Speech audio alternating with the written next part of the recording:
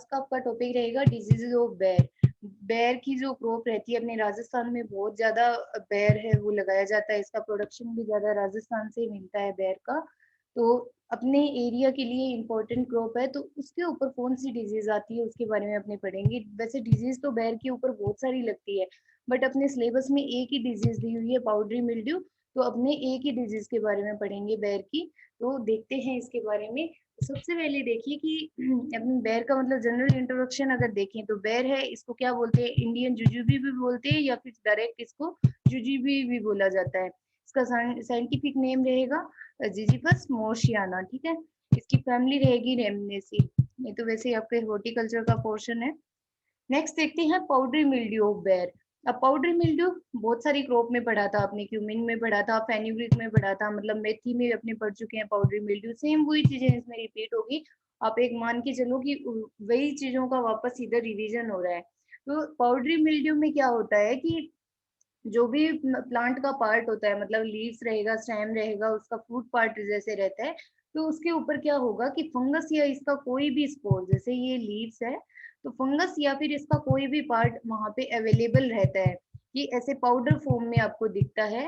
उसी को क्या बोला जाता है, पाउडरी मिल्ड्यू बोला जाता है, जो कि इसका मेन सिम्टम है। धीरे धीरे क्या होगा कि ये पूरे पत्ती को, पूरे प्लांट के जो भी पार्ट के ऊपर ये लगा हुआ है तो उसको पूरा कवर कर लेता है, जिससे क्या होता है कि मतलब पत्ती है वो अपना भोजन नहीं बना पाएगी, फोटोसिंथेसिस रुक जाता है। तो उसकी वजह से क्या होगा, एक टाइम ये आएगा कि उस प्लांट के पार्ट की डेथ हो जाती है। तो ये इसका मेनली रहेगा सिम्टम पाउडरी मिल्ड्यू का मतलब, ठीक है। नेक्स्ट देखते हैं इसका कोजल ऑर्गेनिज्म। कोजल ऑर्गेनिज्म कौन सा रहेगा, ओइडियम एरिसाइफोइड्स। तो ओइडियम एरिसाइफोइड्स अपने सेम वही उसमें पढ़ा था, फेनिब्रिक में भी यही था, उसमें एरिसाइफी दिया हुआ था, इसमें ओइडियम एरिसाइफोइड दिया हुआ है, ठीक है। और इसकी स्पीसीज कौन सी रहेगी, जिजीफी। ये तो जिजीफस मोर्शियाना से भी आप याद कर सकते हो कि इसकी स्पीसीज कौन सी रहेगी, इसके साइंटिफिक नेम से ही बन गई जिजीफी। नेक्स्ट देखते हैं इसका किंगडम रहेगा फंगस, ठीक है। डिवीजन ये याद करना कि ये एस्कोमाइकोटा क्लास की फंगस है, तो इससे आपको आइडिया हो जाएगा कि इसमें सेक्सुअल स्पोर कौन सा बनेगा, एस्कोस्पोर बनेगा। और नेक्स्ट देखते हैं क्लास रहेगी एस्कोमाइसिटीज, ऑर्डर रहेगा एरिसाइफेल्स, और फैमिली रहेगी एरिसाइफेसी, जीनस रहेगा ओइडियम, और स्पीसीज रहेगी एरिसाइफोइड्स। तो नेक्स्ट देखते हैं, ये जो जनरल इसका क्लासिफिकेशन हो गया। नेक्स्ट देखते हैं डिजीज के सिम्टम के बारे में। सिम्टम जैसे मैंने आपको अभी भी बताया, इसके अंदर कैसा देखने को मिलेगा अपने को कि जैसे प्लांट या उसका कोई भी पार्ट वो व्हाइट कलर के एक पाउडर फॉर्म में क्या होता है कि फंगस या इसका कोई पार्ट वहां पे अवेलेबल रहता है। धीरे धीरे वो क्या करेगा, प्लांट के पार्ट को पूरी तरह से कवर कर लेता है, जिससे पत्तियां हैं वो सूख के नीचे गिर जाती है, प्लांट है वो उसकी ग्रोथ नहीं हो पाती। तो ये इसका मेनली सिम्टम रहता है।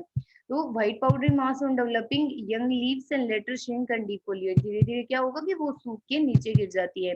नेक्स्ट देखिए, small white powdery growth appear on the young fruit which later enlarge and coalesces and finally turn brown to dark brown। Same वही चीज बताई है कि मतलब धीरे धीरे क्या होगा कि व्हाइट कलर की पाउडरी ग्रोथ अपीयर होती है, धीरे धीरे क्या होगा कि वो बढ़ती जाती है, उसका साइज है वो बढ़ता जाएगा और उससे धब्बा पड़ जाएगा। तो पहले जो पत्ती होती है वो ब्राउन कलर की होती है, फिर बाद में क्या होता है धीरे धीरे डार्क ब्राउन कलर की हो जाएगी और नीचे गिर जाएगी। और सीवियर केसेस अगर आ जाए, मतलब कि ज्यादा अगर डिजीज वो बहुत ज्यादा अगर फील्ड में आ चुकी है, तो क्या होगा कि whole fruit surface get covered with the powdery mass. मतलब कि जो अपना फ्रूट रहता है वो पूरी तरह से पाउडरी मास से कवर्ड हो जाता है, जैसा इसमें दिखाया गया है। तो इससे क्या होता है कि जो फ्रूट है वो पूरी तरह से मैच्योर नहीं हो पाएगा, उसका मतलब कि पूरी तरह से ये बर्बाद हो जाता है। तो ये इसका मेनली रहेगा फ्रूट पे इन्फेक्शन। नेक्स्ट देखिए, affected young fruit drop of prematurely और बिकम कोरकी, मतलब कि कोरकी हो जाती है, जैसे पपड़ी सी जम जाती है उसके ऊपर, और क्रैकिंग हो जाती है उसमें, मतलब वो उसकी जो स्किन होती है वो फट जाती है, और कभी कभी क्या होता है कि उसकी जो शेप है वो भी बिगड़ जाएगी और उसका पूरी तरह से डेवलपमेंट नहीं हो पाएगा फ्रूट का। तो ये इसका सिम्टम रहेगा। नेक्स्ट देखिए, जो मैच्योर फ्रूट रहते हैं वो रस्टी हो जाते हैं, मतलब रस्ट लाइक उसमें अपीयरेंस भी देखने को मिलती है। और कभी कभी क्या होता है कि मतलब जो पूरा प्लांट जो फ्रूट है वो बर्बाद हो जाता है और वो मार्केट में बिकने लायक नहीं रहता है। तो ये इसके मेनली रहेंगे सिम्टम पाउडरी मिल्ड्यू के। नेक्स्ट देखते हैं इसके पैथोजन के बारे में पढ़े। तो पैथोजन का आपने पहले भी उसमें पढ़ा था फेनुग्रीक में, सेम वही चीजें कि ओइडियम है तो इसका कोनिडिया बनते हैं, इसमें कोनिडिया एसेक्सुअल स्पोर, इसमें कोनिडिया रहेंगे और कोनिडिया कैसे अरेंज्ड रहते हैं इसमें वर्टिकली, इस तरह से जैसे ये इमेज में आप देख पा रहे हो कि ये देखिए ये वर्टिकली इस तरह से अरेंज रहते हैं कोनिडिया। और एस्कोस्पोर किसमें बनते हैं कि एक क्लिस्ट्रोथीसिया एक स्ट्रक्चर बनती है, फंगस की फ्रूटिंग बॉडी होती है क्लिस्ट्रोथीसिया, जो देखने में इस तरह से रहती है, जिसके अंदर क्या बनते हैं एस्कोस्पोर बनते हैं। तो इस चीज का भी आपको ध्यान होना चाहिए क्योंकि ये सब चीजें आप पढ़ चुके हो। और क्लिस्ट्रोथीसिया जो एडवर्स कंडीशन रहती है, मतलब कि जब फेवरेबल इन्वायरमेंट नहीं रहता है, क्रॉप का सीजन नहीं रहता है, उस टाइम ये क्या करते हैं क्लिस्ट्रोथीसिया जमीन में पड़ी रहती है, जो कि एडवर्स क्लाइमेट को सहन करने में हेल्प करता है। और धीरे धीरे जैसे ही मतलब जो क्लाइमेट है वो सुटेबल हुआ तो क्या होगा, इसकी जो स्किन है वो फट जाएगी, फिर क्या होगा एस्कोस्पोर रिलीज हो जाएंगे और वहां पे इंफेक्शन कर देते हैं। तो इसमें दो चीजें आप ध्यान रखना कि इसमें एसेक्सुअल स्पोर कौन सा बनेगा, कोनिडिया बनेगा, और सेक्सुअल स्पोर कौन सा बनेगा, एस्कोस्पोर बनेगा। और एस्कोस्पोर बनता किसमें है, एक स्ट्रक्चर बनती है जिसको क्या बोलते हैं क्लिस्ट्रोथीसिया बोलते हैं। और फंगस का माइसीलियम कैसा रहेगा, एक्सटर्नल होगा, मतलब जो आउटर जो पार्ट रहते हैं उसके ऊपर इसकी ग्रोथ होती रहती है। और जो कोनिडियोफोर होता है, तो कोनिडियोफोर इस तरह का होता है, अपराइट होगा, मतलब ऐसे वर्टिकल, ऐसे देखने में सीधा ऐसे वर्टिकल होता है, जिसके ऊपर कोनिडिया अरेंज्ड रहते हैं वर्टिकली। नेक्स्ट देखिए कोनिडिया कैसे होंगे, सिलेंड्रिकल होंगे और हाईलाइन होंगे। हाईलाइन आपको बार बार बता चुकी हूँ मैं, मतलब कि कलरलेस या फिर व्हाइट कलर के या फिर ट्रांसपेरेंट भी आप इसको बोलते हो, जिसका कोई पर्टिकुलर कलर नहीं होता, उसके लिए वर्ड यूज किया जाता है हाईलाइन। नेक्स्ट देखिए disease appear by the end of October and prevails up to अप्रैल। तो मतलब कि ज्यादातर कब डिजीज ये अपीयर होने लगती है, जैसे अक्टूबर आता है तो अक्टूबर के एंड में धीरे धीरे अपीयर होने लगती है और धीरे धीरे बढ़ती जाती है, अप्रैल तक इसका बहुत ज्यादा इन्फेक्शन हो जाता है। और सेक्सुअल स्पोर कौन सा रहेगा, एस्कोस्पोर रहेगा। बट आप तो इसमें दो चीजें मेनली याद रख लेना, एक तो इसमें एसेक्सुअल स्पोर याद रखना और एक इसमें क्या याद रखोगे, एस्कोस्पोर। तो अगर इसकी ईटियोलॉजी अगर पूछ ली जाती है तो इसमें यही बताना कि इसमें जो एसेक्सुअल स्पोर बनता है कोनिडिया बनता है, और कोनिडिया अपराइट मतलब अरेंज रहता है वर्टिकली, उसके ऊपर कोनिडिया अरेंज रहती है कोनिडियो फोर के ऊपर। और सेक्सुअल स्पोर कौन सा बनेगा, एस्कोस्पोर बनेगा। क्यों, क्योंकि ये एस्कोमाइकोटा क्लास की फंगस है। और सेक्सुअल स्पोर बनते किसमें, एक फ्रूटिंग बॉडी रहती है गोलाकार, मतलब एक फ्रूटिंग बॉडी रहती है जिसके अंदर क्या रहता है कि एस्कोस्पोर का फॉर्मेशन रहता है, जिसको क्या बोलते हैं क्लिस्ट्रोथीसिया। तो क्लिस्ट्रोथीसिया के बारे में आप जरूर बताना, हो सकता है आपसे 1 मार्क्स के क्वेश्चन में भी पूछ सकते हैं क्लिस्ट्रोथीसिया के बारे में, तो इसको भी ध्यान रखना आप। नेक्स्ट देखते हैं इसका लाइफ साइकिल। तो लाइफ साइकिल सेम अभी भी जैसे मैंने आपको बताया, देखने में आपको बहुत टिपिकल लग रहा होगा स्क्रीन पे, बट बिल्कुल इजी है। दो चीजें बस आप ध्यान रखना कि सेक्सुअल स्पोर कौन सा बनेगा, एस्कोस्पोर बनेगा, और एसेक्सुअल स्पोर कौन सा बनेगा, कोनिडिया बनेगा। तो इसमें सेम वही चीजें बस बताई गई है जैसा आपने पहले से पढ़ते आ रहे। इधर देखिए कि जैसे ये इन्फेक्टेड प्लांट है, मतलब कि इन्फेक्टेड प्लांट है कोई भी, तो जिसके ऊपर क्या है कि जिसके बर्ड्स और ट्विग्स के ऊपर पूरा का पूरा मतलब कि जो इन्फेक्शन है वो आया हुआ है, तो उससे क्या होगा। नेक्स्ट देखिए कि एंथ्रीडियम और एंथ्रीडियम और एस्कोगोनियम बनता है, कि जो मेल पार्ट रहता है इसमें फंगस का, तो वो एंथ्रीडियम रहेगा और फीमेल एस्कोगोनियम रहेगा, तो इनका फ्यूजन होगा। फ्यूजन होने के बाद में क्या होगा कि स्पोर बनेगा, इस तरह की स्ट्रक्चर बन जाती है क्लिस्ट्रोथीसिया, जो कि ओवर विंटर, जो क्लिस्ट्रोथीसिया रहेगी वो ओवर विंटर क्या होगी, पड़ी रहती है, ऐसे जमीन में पड़ी रहती है।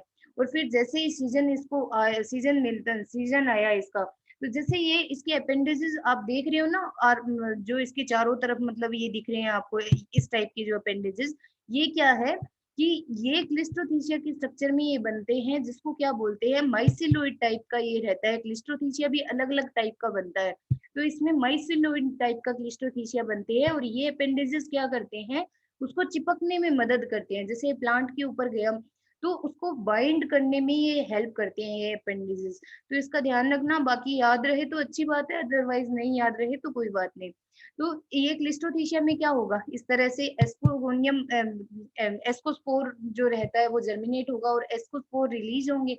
रिलीज होने के बाद क्या करते हैं आगे, प्लांट की सरफेस पे इस तरह से उनका जर्मिनेशन होगा, उसका माइसीलियम बनेगा और धीरे धीरे पूरे प्लांट के ऊपर फैल जाते हैं। ठीक है, ये तो हुआ सेक्सुअल साइकिल। अब इसका देखते हैं एसेक्सुअल साइकिल। एसेक्सुअल साइकिल में देखिए इस तरह से कोनिडिया बनेगा, कोनिडिया से कोनिडियम निकलेंगे और वो आगे जर्मिनेशन कर देंगे, जो कि सेकेंडरी इन्फेक्शन का भी काम करते हैं।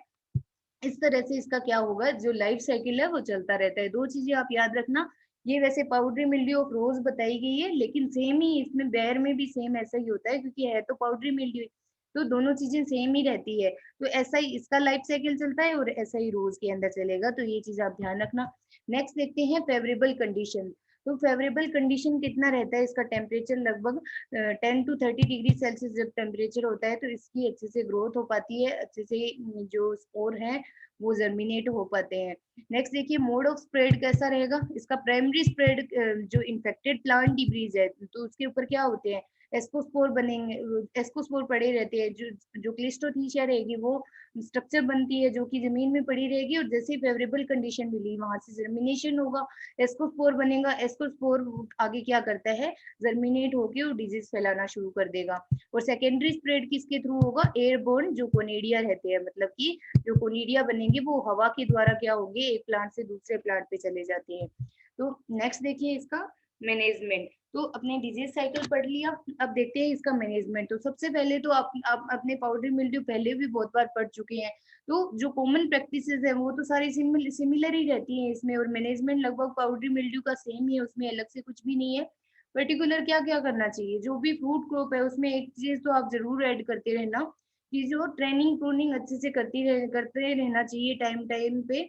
अदर जो भी मतलब इन्फेक्टेड प्लांट के पार्ट रहते हैं उनको पूरी तरह से फील्ड से हटा देना चाहिए, जो इन्फेक्टेड प्लांट डिब्रीज जो रहते हैं फसल के अवशेष उनको पूरी तरह से फील्ड से खत्म कर देना चाहिए। अदरवाइज क्या होगा कि सेकेंडरी इन्फेक्शन इससे होगा, और प्राइमरी इन्फेक्शन का भी जो काम करते हैं, क्योंकि इसके ऊपर स्पोर है फंगस के वो पड़े रहते हैं। नेक्स्ट देखिए पाउडर मिल्ड्यू के लिए सेम अपने केमिकल यूज करते हैं, जैसे डाइनोकैप 0.5%, ये भी आपका इंपॉर्टेंट केमिकल है। नेक्स्ट देखिए वेटेबल सल्फर, और आपको पहले भी बताया था कि जो भी सल्फर के जो फंजीसाइड होते हैं वो अपने यूज करते हैं इसमें। तो वेटेबल सल्फर हो गया, कार्बेंडाजिम हो गया 0.1% के हिसाब से, तो इसका यूज करना चाहिए। और जैसे मतलब डिजीज अगर ज्यादा अपीयर हो रही है तो 15 दिन के अंतराल पे इनका वापस से फील्ड के ऊपर फील्ड में आप स्प्रे भी कर सकते हो। और जैसे केराथिन हो गया, तो सल्फर फंजीसाइड जो भी रहते हैं वो पर्टिकुलर पाउडरी मिल्ड्यू के लिए ही रहता है। तो एक चीज आप हमेशा याद रखना, डाउनी मिल्ड्यू और पाउडरी मिल्ड्यू में जो मैनेजमेंट में मतलब कि जो अपने केमिकल यूज करते हैं वहां से आपका कंपटीशन एग्जाम में भी क्वेश्चन बनता है।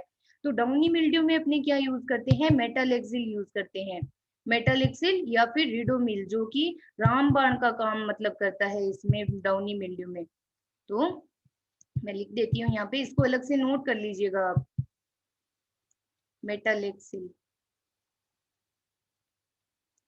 और पाउडरी मिल्ड्यू में क्या यूज करते हैं, जो भी सल्फर फंजीसाइड जो रहते हैं, मतलब सल्फर डस्ट हो गया, और जैसे मतलब केराथिन हो गया, डाइनोकेप हो गया, तो ये इसमें रामबाण का काम करते हैं पाउडरी मिल्ड्यू में। तो यहाँ से इसका 1 नंबर का क्वेश्चन जरूर आएगा, आपके कॉम्पिटिशन में भी आपको देखने को मिलेगा ये वाला क्वेश्चन। तो इसको याद रखना। यहाँ पे आपका खत्म होता है पाउडरी मिल्ड्यू ऑफ बेर। Thank you very much.